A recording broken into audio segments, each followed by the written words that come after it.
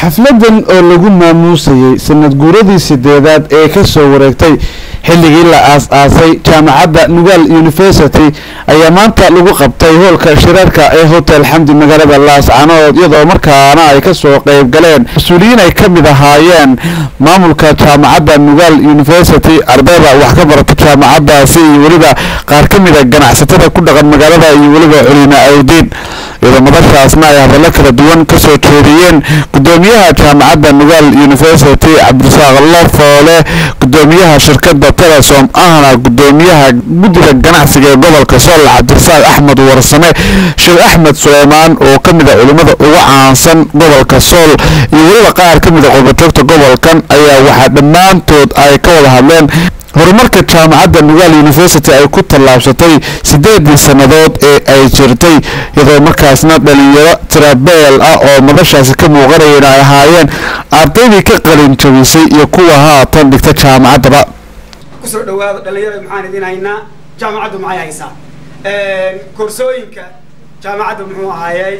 hadda ka ah diyaarka koorsooyinkaas ka mid ah isha akhriya isha mariya qofkaan akhrin karin waxaa ugu horeeya maadada ardada lagu tababaro inta aynan ardadu jaamacadda gelin afarta maado ee sayniska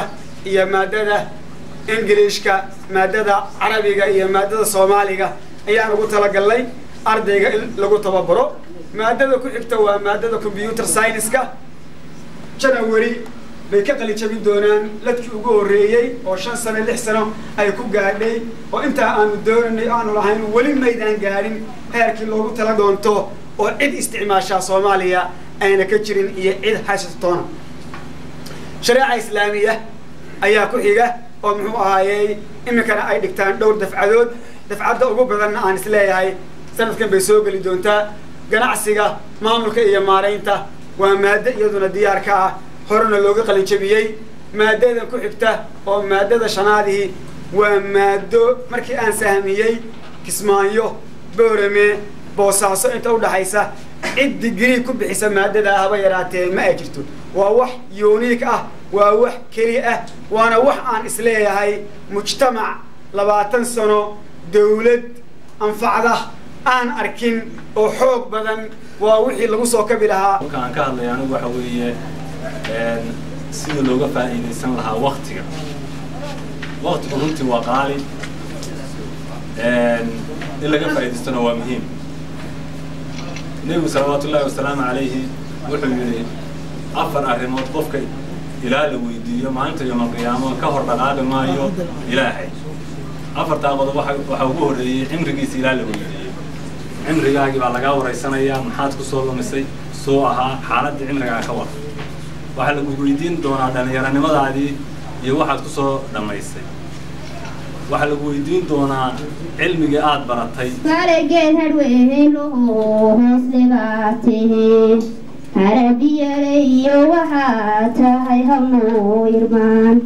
halkii jaali lagaga bahaya lugasha tahay lugaaleewdiya nugaal badhoyanuga tahay jaamacadda Nugaal University ayaa tan iyo intii la yagleelay waxa ay ku tallaabsatay horumar ballaaran oo la taaban karo kaasoo ay ka mid ahaayeen dad aad u tiro badan oo u dhashay gobolka Sool oo iyagu ka qalin jabiyay jaamacaddaasi isla markaasna haatan heerar kala duwan oo ilaa madaxeed ka gaadhay gudaha gobolka Sool jaamacadda Nugaal University oo muddooyinkii u dambeeyay horumar ballaaran gaadhay ayaa waxa imika la wada dhismo ay jaamacad si rasmi ah u yeelan doonto kaasi oo laga yagleelayo bartamaha magaalada Laascaanood dadweynaha ku nool magaalada Laascaanood ayaa si weyn ula riyaaqsan qaabka waxbarasho ee jaamacadda Nugaal University ka socda iyadoo sanad kastana mar loo qabto xaflad ugu maamuusayo sanad guurada markaasi ka soo wareegta jaamacadda Nugaal manaha markii u horeysay xaflad sidan oo kala ah oo lagu maamuusayo sanad guurada jaamacadda lagu qabto gudaha magaalada Laascaanood iyadoo haatan jaamacaddu ay heerar ballaaran oo la taaban karo ka gaadhay xagga arrimaha dibadda oo markaasna ku jirta ururo badan oo ay ku midoobeen jaamacadaha caalamku taasna waxa ay guul u tahay Professor Lafoole oo haatan ah maamulaha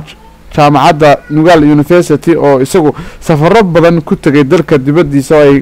ujeedkoodu safarkaasi la xidhiidhay sidii horumar ballaaran ay jaamacaddu uga gaari lahayd dhanka dibadda iyadoo markaasna uu profesorku ku soo guulaystay ujeedooyinkii uu ugu ambabaxay dhanka dibadda ee la xidhiidhay sidii jaamacaddu ay xidhiidh ula yeelan lahayd jaamacado badan oo ka tirsan jaamacadaha caalamka ugu caansan markii ay xafladaasi dhammaatay ayaa telefishinka Somali Channel waxa uu la kulmay qaar ka mid ah ardaydii iyagu dhigan jiray jaamacadda Nugaal oo dareenkooda ku aadan sanad gurada 8aad ee ka soo dhigtay jaamacadda Nugaal University ka hadla Shaafi Cabdi Saleebaan ahna gudoomiyaha dhalinyarada midowga ardayda jaamacadda Nugaal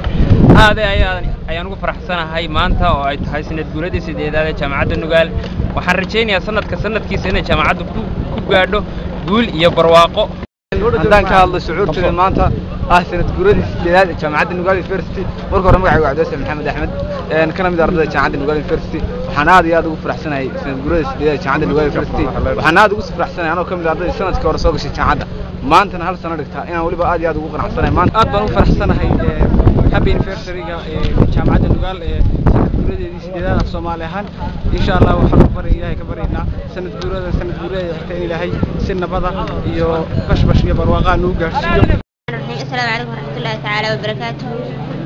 لما أنت سنة جورة وناسة سنة وعن وأنا دلنا هاي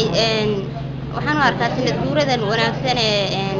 ولو سنة جورة جورة رسالة كسوق قيب قالوا عن مقالات عن عد وحدي كانت سنة جورة وحنا أكو صبيري أرضي جاري سب قلال بس أنا في صاغ شيء وحنا هي سنة جورة ولا سنة هذا يبانو فرح سنة هاي هذا الشام عدو أميت كلي وحنا مقالة كديسان لكن سمرك السنة جورة ذا ما أنت السنة جورة وسنة جورة سديدات مركا سنة جورة اللي حتى جاردو أو سنة